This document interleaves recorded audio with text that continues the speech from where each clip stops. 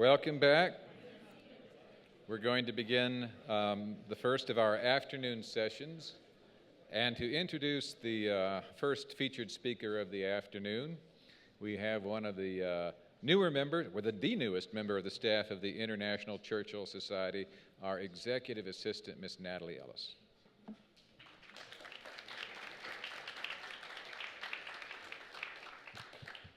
Hello, everyone. As we spend our afternoon pondering the lessons of Churchill's statesmanship on the international stage, let us take a moment to recognize this iconic city. New York is so much more than a bustling concrete jungle. It is one of the greatest beacons of American culture filled with its history.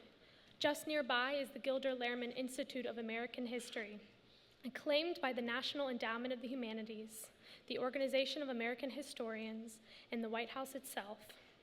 This not-for-profit organization has one of the most extensive archives of American history with over 65,000 documents publicly accessible to students, educators, and historians alike. Co-founder of the Institute, Mr. Lehrman is an award-winning American historian, celebrated widely for his studies of leadership in times of war. He most recently authored Churchill, Roosevelt and Company, Studies in Character and Statecraft. Mr. Lehrman is here to speak with us today about the strong but somewhat complicated relationship between Sir Winston and President Roosevelt during the Second World War, and how that relationship played out through their teams of advisors, officials, and military leaders as they worked to defeat the common enemy. Without further ado, ladies and gentlemen, Mr. Louis E. Lehrman.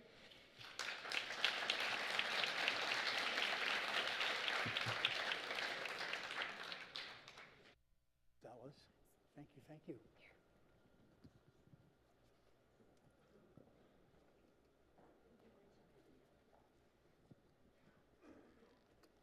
So I'm supposed to check the mic immediately. Can all hear? Can anyone not hear?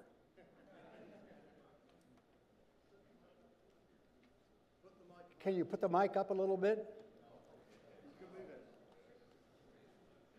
So now, we'll test again. Can you all hear? Very good. I have to thank Ms. Ellis for the very generous introduction. I cannot recall having been in a room with so many Churchillians in a long, long time. It's a great honor. And for that, I wish to thank Michael Bishop for inviting me. This is a very special event in New York.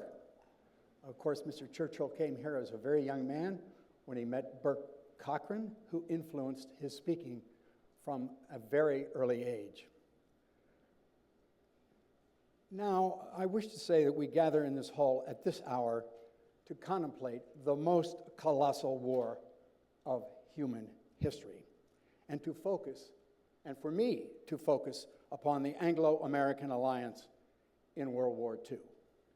At the onset of war, Anglophobia was a commonplace among civilian and military leaders in Washington. More than a century of Anglo-American competition had led to mutual distrust, not to mention the revolutionary separation from the mother country, followed by the humiliating War of 1812. Bad blood had also been a consequence of World War I, not least because of Britain's failure to repay its war debts. In England, condescension toward its former colonials still prevailed among the British elites. Still does.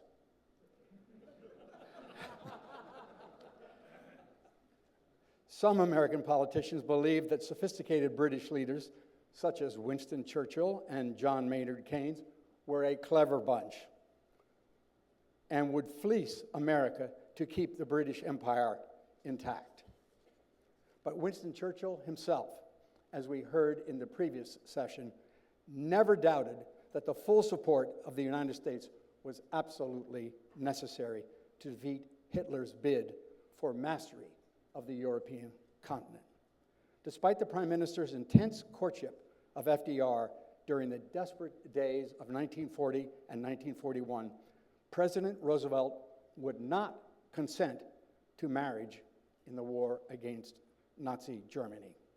FDR would waver until Pearl Harbor, whereupon a shotgun wedding would be declared between the United Kingdom and the United States, nearly 18 months after the fall of France. Indeed, by the time of Pearl Harbor, on December 7, 1941, German troops had arrived at the gates of Moscow, and Japanese armed forces were on the move throughout the Western Pacific. Now, what do we know about the provenance of these two self-confident titans of the historic Anglo-American alliance? As a boy, FDR followed the path of the rich and the well-born, having been privately tutored on his father's estate in the Hudson Valley. At 14, he was sent off to Groton School. Now, Churchill, at 7 years of age, as we know, was sent off to a very harsh boarding school.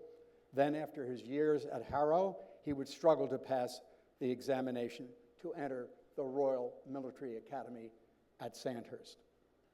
In the family tradition, Roosevelt would go to Harvard, north of New Haven somewhere. There he had some success, but he was mortified to be rejected by the Porcellian Club to which his father had belonged. Young Winston, upon graduation from Sandhurst, would see the world both as a junior Army officer in the cavalry and as a well-paid war correspondent, a most irregular role for a British Army officer. I think it's fair to say that Mr. Churchill was always an irregular. Churchill, as warrior and author, had become world famous by the time Roosevelt entered Harvard. As a cavalry officer, he would brave war in Cuba, India, South Africa, and the Sudan, there attacking the dervishes in the last great British cavalry charge at Omdurman. During the Boer War, he engineered a sensational prison escape, attaining thereby the national renown he craved as a vehicle by which to enter Parliament. Of course, the future Prime Minister did think himself unique, confiding as he did to a lady friend, "We are all worms, but I do believe that I am a glowworm." FDR would marry his not-so-glamorous cousin, Eleanor, in 1905, a wedding presided over by her uncle, Theodore Roosevelt, then President of the United States. This marriage would last, but it was rocked by FDR's affair with Lucy Mercer, his wife's secretary. Churchill would propose to Clementine Hozier in the summer of 1908 at Blenheim, the Marlborough Palace where he was born, grandson of the Duke.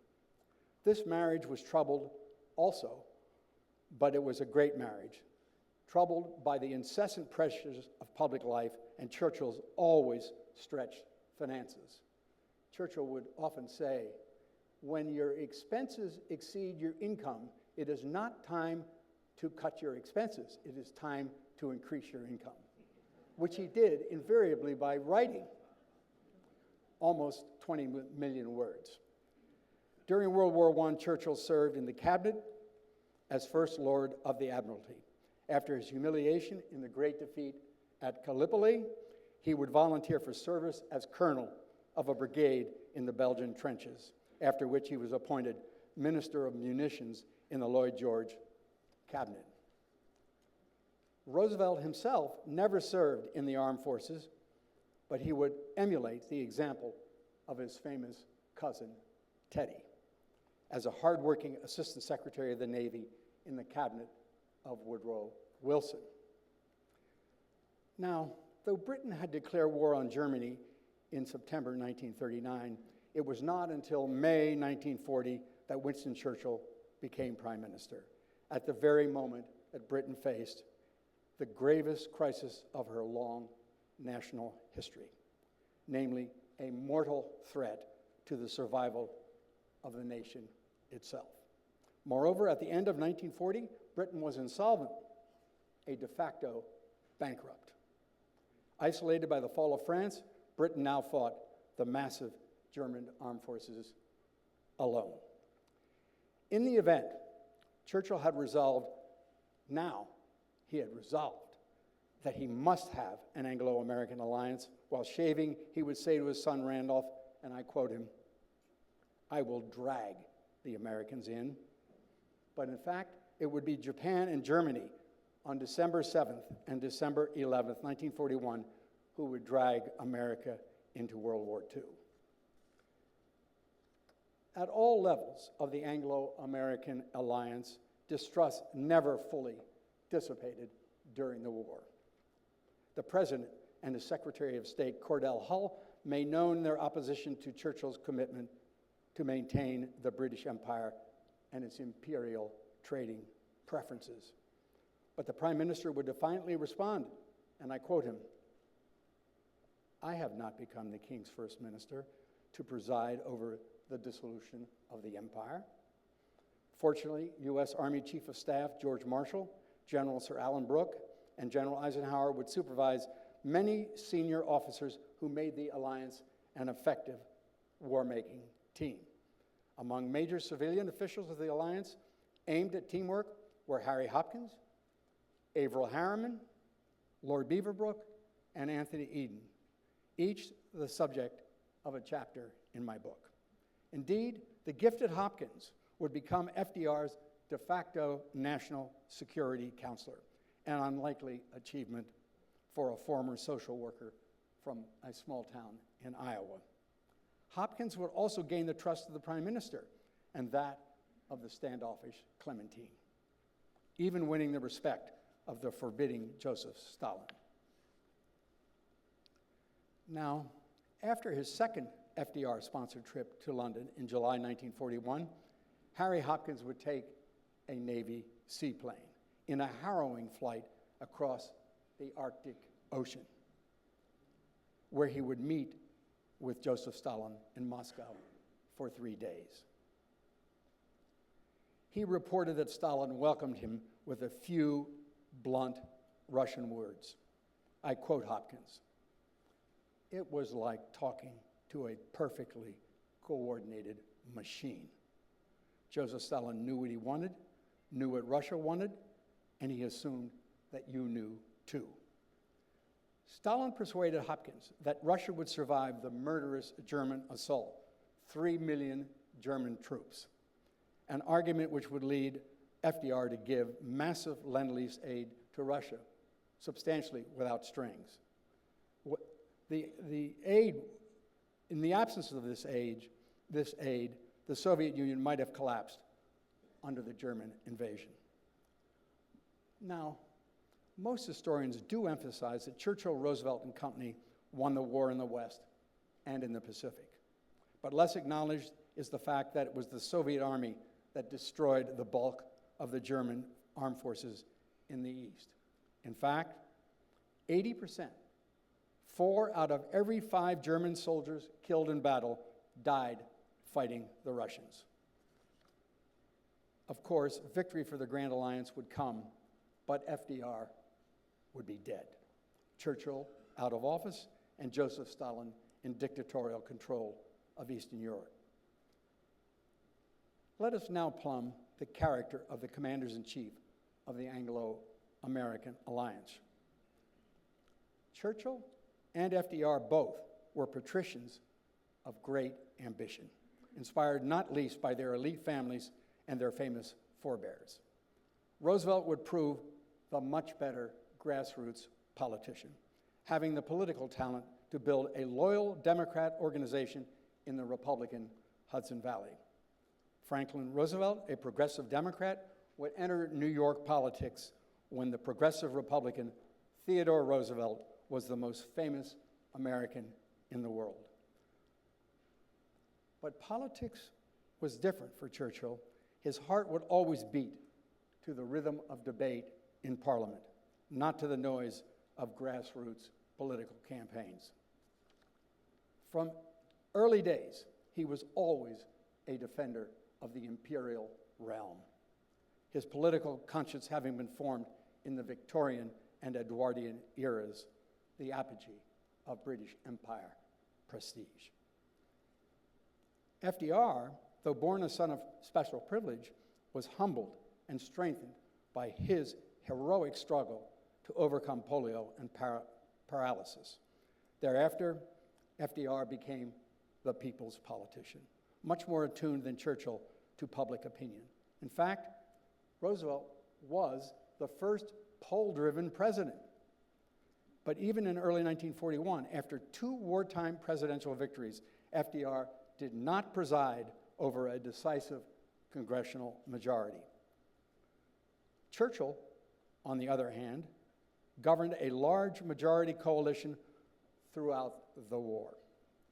The prime minister would face no parliamentary general election until July 1945, at the end of the war in Europe, whereupon he was summarily dismissed from office by the British voters.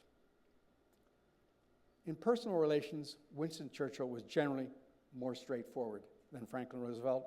FDR, in fact, was practiced at deception, as he himself readily acknowledged. One of his favorite expressions was, "I never let my left hand know what my right hand is doing."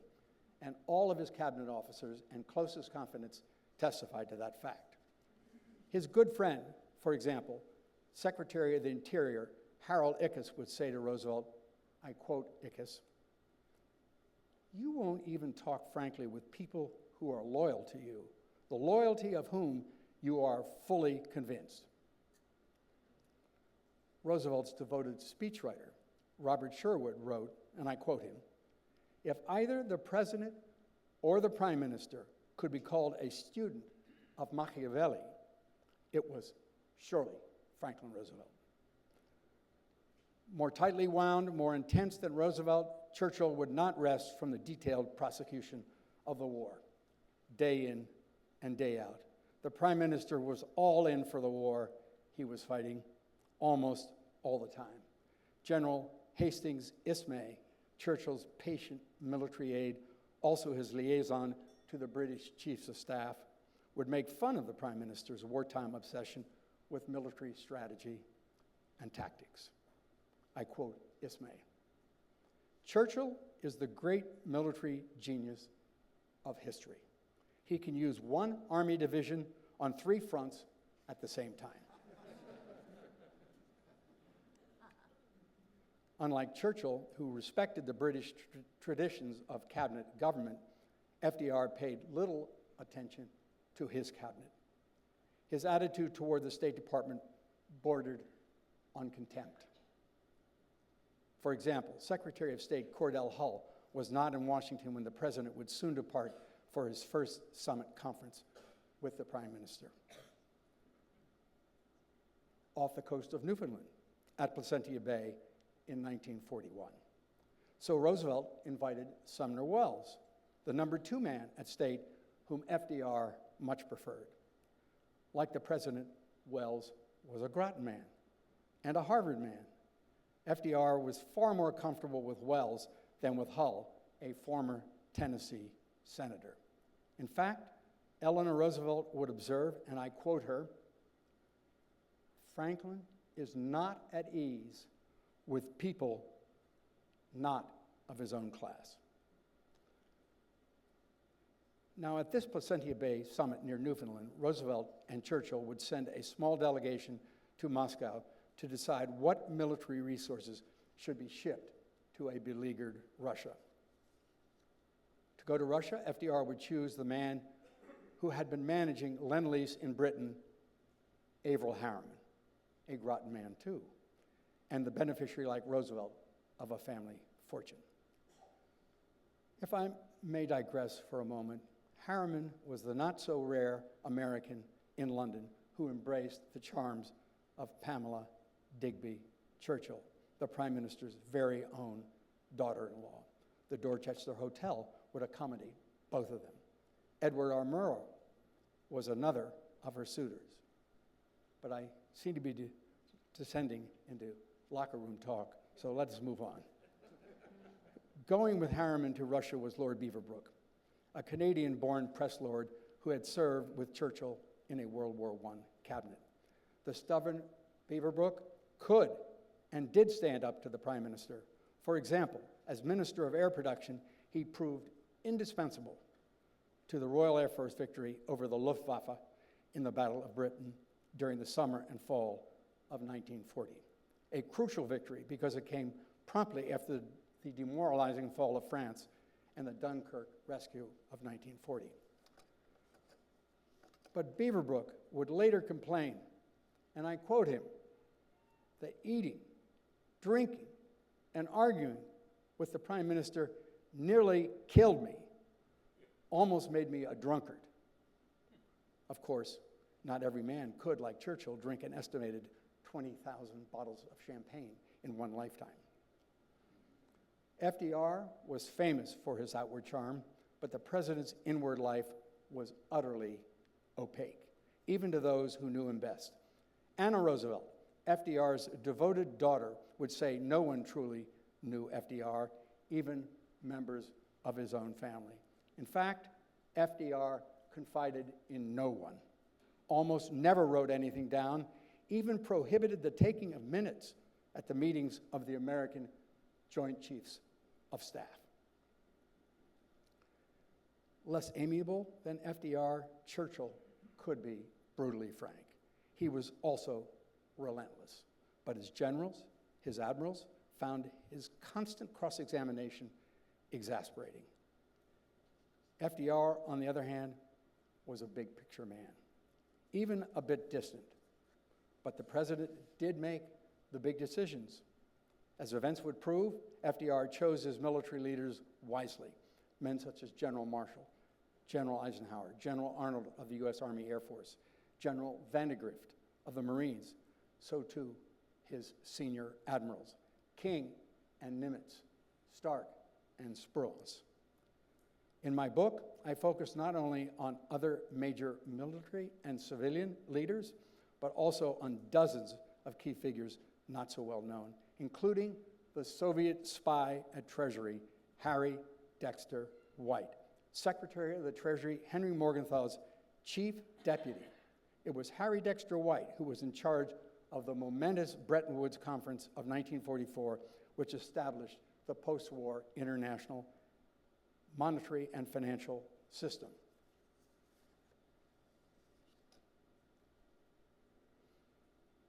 Now, alone among the big three, Churchill, Roosevelt, and Stalin, it was the Prime Minister who would make the exhausting global travel at great personal risk to keep the alliance together.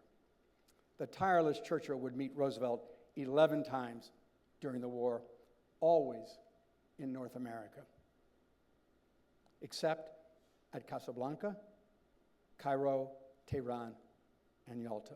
Of the Prime Minister's courageous travel into the war zone, where he always risked his life, General MacArthur would say, and I quote him, "Foreign and hostile lands may be the duty of young pilots, but for a statesman burdened by the world's care, it is an act of inspiring gallantry and valor." Of the Victoria Cross, the British Medal of Honor, MacArthur wrote, I quote him again, "No one of those who wears it deserves to wear it more than Churchill himself." Still, in support of the Prime Minister, the cautious FDR, the consummate master of public opinion, would slowly raise the temperature of American belligerence in 1940 and 1941. Indeed, U.S. military authorities began planning for war even in late 1940, 1 year before Pearl Harbor. It was then that Admiral Stark produced the famous Dog Memo on global war strategy, which advocated a Germany-first strategy in the event of war in both the Atlantic and the Pacific, a strategy reconfirmed by Churchill and Roosevelt at the White House shortly after Pearl Harbor. However, it must be said that all three members of the Grand Alliance, Britain, Russia, and the United States, had been unready for a major war they did expect. For example, the British and the French, already at war since September 1939, had been overwhelmed in 6 weeks by the German Blitzkrieg of May 1940.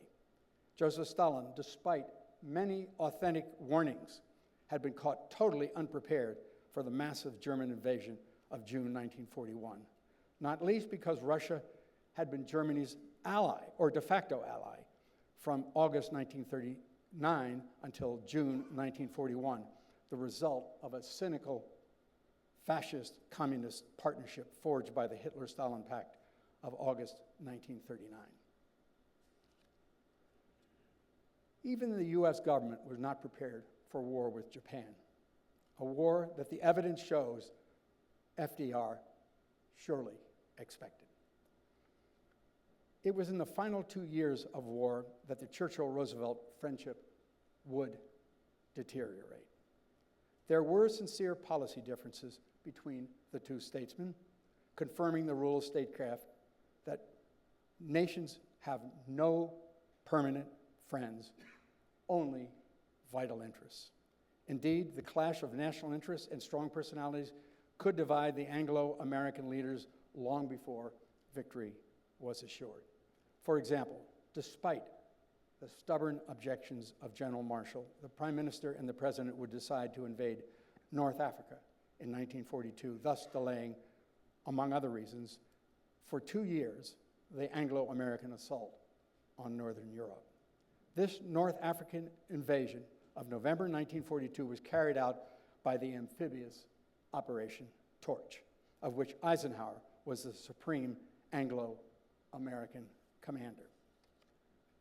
Now, this assignment was the general's launching pad to become the supreme Allied commander of Overlord on D-Day, June 6, 1944, the greatest amphibious invasion of military history. As at the end of most wars, Anglo-American disputes of 1945 became preoccupied with differing strategies by which to end the war, not to mention the policies with which to govern the post-war world. Churchill, Roosevelt, and Truman were only too aware that Stalin's 6 million triumphant men-at-arms in military occupation of Eastern Europe hovered over the Yalta and Potsdam summits, giving Stalin the leverage he used so well. Along the road to war and ultimate victory, there were many misjudgments. Some of them seem ironic, even amusing after the passage of 75 years. For example, in the 1930s, as an early advocate and a very aggressive advocate of British Air Force expansion, Churchill would declare, and I quote him,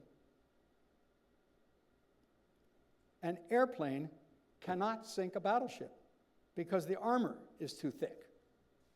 And in early 1938, Churchill would say, I quote him again, "The air menace against properly armed and protected ships of war will not be of a decisive character." Tell that to the victorious Japanese Navy of early 1942. Devastating Japanese aircraft carrier attacks on the British Navy and on the British Empire in the Pacific would shock Churchill to the quick. Even more egregious, in the spring of 1941, Stalin would dismiss countless reliable domestic and foreign sources, warning him that a German invasion of Russia was imminent. Stalin's foolhardy myopia would cause disaster and death to strike millions of the Russian people, all gratuitously. Now listen to this one. U.S. Admiral William Leahy, the indispensable Chief of Staff to FDR, as well as the first chairman of the Joint Chiefs of Staff, would say, and I quote him, "The atomic bomb will never go off, and I speak as an expert on explosives." In the end, the character and war leadership of the Supreme Allied Commander of the D-Day invasion, General Eisenhower, cannot be underestimated. He it was who proved that an American general could manage not only American officers, but also proud British senior commanders. His grin, his diplomacy, his modesty, his low-key ability to inspire, his sheer likability overcame what might otherwise have been insurmountable challenges to Anglo-American unity of command. Thus, it is fitting we now listen to General Eisenhower's major tribute to the Anglo-American victory given at the Guildhall in London on June 12, 1945. I quote the general: "No one could alone have brought about this result. Had I possessed the military skill of a Marlborough, the wisdom of Solomon, the understanding of Lincoln, I still would have been helpless without the loyalty, the vision, the generosity of thousands upon thousands of British and Americans. Some of them were my companions in the high command. Many were enlisted men and junior officers carrying the fierce brunt of the battle in the field, and many others were back in the United States and here in Great Britain, in London. Moreover, back of us were always our great national war leaders and their civil and military staffs that supported and encouraged us through every trial, every test. The whole was one great team. It is an honor to be among you. Thank you very much." Thank you.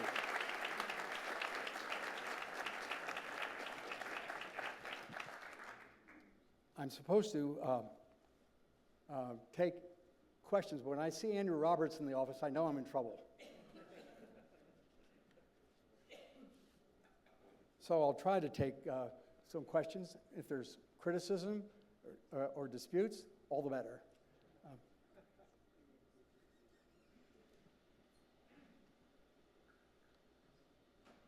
This is a fully informed audience who knows all the facts. There seems to be one. I'm curious about the relationship between Eisenhower and Churchill after Eisenhower was elected. If they had carried on, if Eisenhower and Churchill had carried on any kind of correspondence or relationship once Eisenhower rose to the presidency. So the question, if all did not hear it, was a curiosity about the relationship between Eisenhower and Churchill after President Eisenhower was elected President of the United States. I'll make only one comment about that because it is not as well known as it might be. Churchill was in the midst of writing his memoirs when Eisenhower became President of the United States. And it caused him to trim certain things that he wished to say in order not to damage the Anglo-American relationship. You'll read more about that in Andrew Roberts' coming biography of Churchill. There's much more. I could go on, but that was one of the key facts of Churchill's ardent diplomacy, whereby he would even sacrifice history, which, as you know, was the sum of all things, to the Anglo-American special relationship.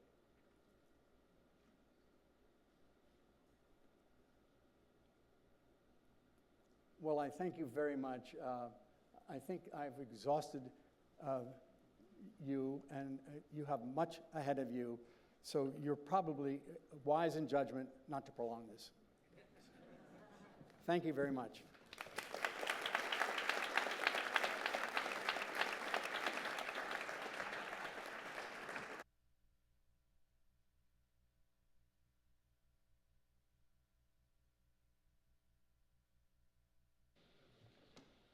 Ladies and gentlemen, we're on a break until 2:30.